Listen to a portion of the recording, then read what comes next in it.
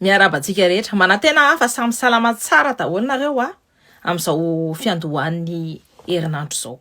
De manao an'ity vidéo ty za amin'ny anaran'ny olom-pirenena maro izay antsoina hoe mpanao Facebook kely. Ireo olom-pirenena mavitrika eo amin'ny tambazotra sosialy izay mangataka zavatra tsotra nefa aradrariny ho an'ny firenena.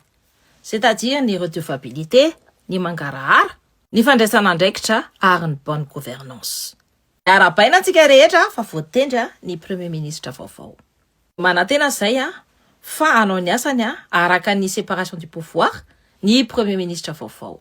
Ary indrindrandrindra anana ny fahaleovantena ny tanteraka ara-politika ka hanompo ny vahoaka malagasy fa tsy ny tombontsoany manokana ihany. Ankehitriny tiako verina aminareo amin'ireo vidéo roa nataony colonel Patrick za. Ireo vidéo anankiroa ireo dia niteraka resabe amin'ny firenena ary miodikodina be mihitsy ny eran'ny tambazotra. Dia ireo vidéo anankiroa dia mampiseho ny olana lehibe ao anatin'ny andriam-panjakana malagasy. Dia ao amin'ny vidéo voalohany colonel Patrick dia manaseho zavatra maromaro mampanahy. Dia asehoko eto aminareo ny apahan'ilay vidéo. Mbola tsy nahita gouvernemanta ministre mandeha manao doléance amiko. Androany vao teneniko. Manapa-kevitra ministre dia hitondrany daya élément any an-trano forceny manaiky. Miantso anany ny ministre. Amin'ny colonel misy an'izao zao. Tsy manaiky an-trano farany ministre ary fantatra fa misy ministre efa nametraka fitarainana any amin'ny Amnesty International. Araka ny fanambaran'ny colonel Patrick dia misy ministre miasa sous pression ataon'ny olona ivelan'ny rafitra ofisialy ny fanjakana. Tena zava-dehibe sy mampanahy izany fanambarana izany. Midika izany fa tsy afaka manatanteraka ampahaleovantena ny fahefany ny ministra sasany ao amin'ny gouvernemanta. Ary tena olana lehibe izany satria ny repoblika ny andrim-panjakana dia tsy natao mihitsy hanompo ny intérêt privé na ny vondrona miafina fa natao hanompo ny intérêt am-bahoaka. Dia ao anatin'io vidéo koa mbola misy zavatra hafa satria ao amin'io vidéo io ihany no milaza i colonel Patrick fa misy ministra nitory any amin'ny Amnesty International noho ny fanorosorena sy ny pression miverimberina taminy. Ankehitriny amin'ny anaran'ny mangarahara dia mba te hanamarina ny lazain'ny colonel Patrick dia atondroko anareo eto les plaintes. Dia ao vakitsika le izy. Demande d'assistance urgente.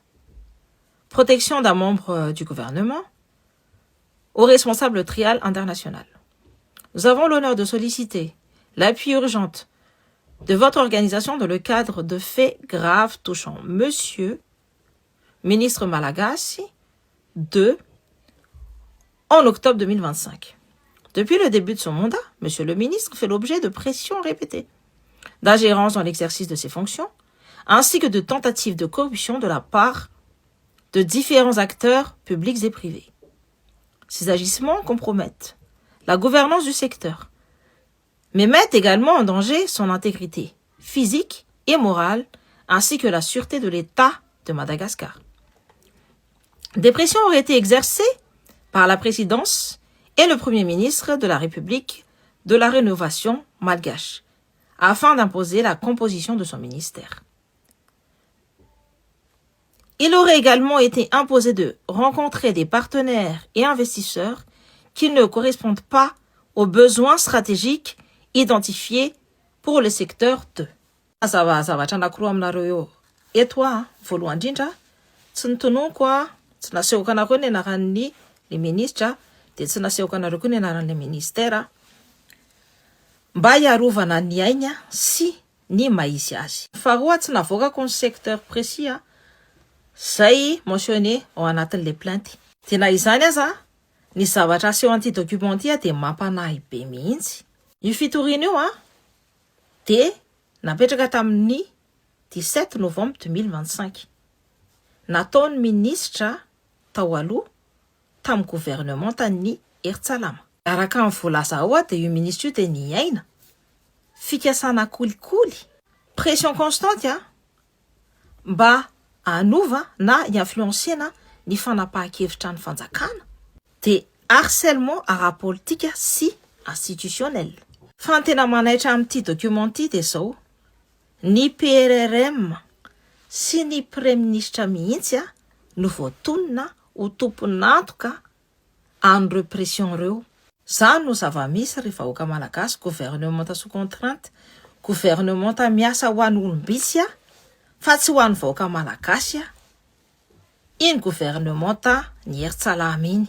Dia eo amin'ny vidéo faharoa dia colonel Patrick manitona ny saitsika amin'ny olana hafa. Asehoko aminareo ny ampahan'ilay izy. Faharoa, tady proof koa manareo. Any am-paosiny day ihany ny proof manaraka. Passeport diplomatique. Araka ny voalazan'ny colonel Patrick dia manana passeport diplomatique i Day Akofali. Dia araka ny hitantsika tokoa dia tao anatin'ny délégation ny PRRM mihitsiny izy tamin'le dia taty à Paris ireny. Tamin'ny 23 ka hatramin'ny 25 février 2026. Dia asivo maso nge ty sary ty tsy ataontsika hoe nitavany. Hita tany Bourget Day Akofali ny araka tamin'ny délégation ny PRRM. Ty sary ty tsy fa tena sary tena izy. Ary olona eo akaikin'ny fitondra ihany nametraka an'ity. Dia ny fisian'i Day Akofali ao anatin'io délégation io dia mampametraka fanontaniana ara-dalàna. Dia ny accompagnant officiel en chef d'état zay dia manana mission diplomatique daholo. En général io mila midéposer statut sy passeport diplomatique. Dia fanontaniana anankiroa no apetrako. Voalohany, nahoana Day Akofali no manana passeport diplomatique malagasy. Faharoa, nahoana izy ny ao anatin'ny délégation amin'ny PRRM tamin'ireny déplacement international reny. Andriamatoa PRRM amin'ny anaran'ny mangarahara sy ny redevabilité dia manana obligation ianao amaly an'ireny fanontaniako ireny. Dia manome fanazavana mazava. Satria rehefa mitondra ny firenena dia tsy maintsy manaiky ny mangarahara, satria ny mangarahara no fototra ara-politika. Dia ny mangarahara koa dia andraikitra ara-politika. Teboka farany, tao anatin'ny andro vitsivitsy zay dia nisy responsable politika anankiray zay nangataka proof momba ny fanambaran'ny colonel Patrick. Sady napitsika le izy no nampome satria nampatsiahantsika ny tantaran'le rangahy anankiray zay any Maurice. Dia ty ny tena ironika ny olona farany nangataka proof tamin'ny colonel Patrick dia mihidy any Ponja.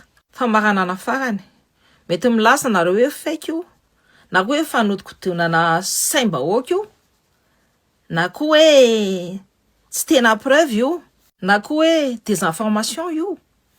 Dia ho an'izay journaliste na koa hoe olona liana dia ndana manatona any Amnesty International. Zavatra hitantsika hatreto aloha dia tsotra fotsiny.